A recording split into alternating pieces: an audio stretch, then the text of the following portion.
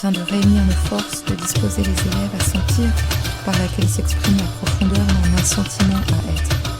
Comme si l'homme se savait regarder, il pose son regard sur un regard invisible, aussi vaste que le ciel, aussi présent que le vide, et qui détourne toujours du fait de se sentir misérable.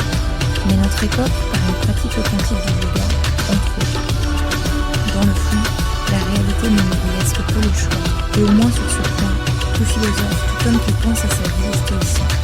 Notre être est fait de langage, se construit et s'éprouve dans le langage.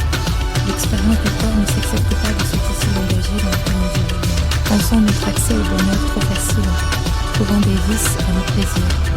C'est l'un des rares moments où nous ne fantasmons pas notre être, mais le sommes véritablement.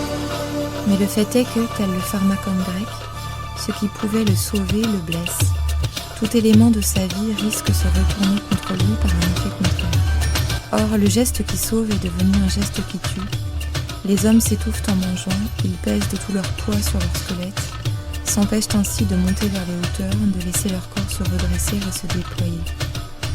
Il est devenu facile de s'empêcher de vivre.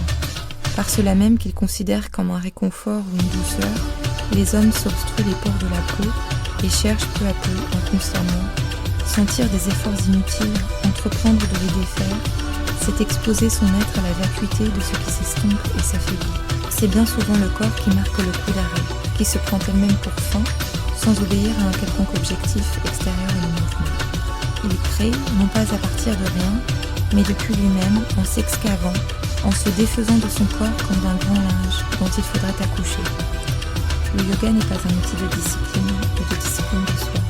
Le tas que l'on apporte est celui dont on se sépare. On repart chaque semaine avec un sac plein de ce qu'on a voulu vider.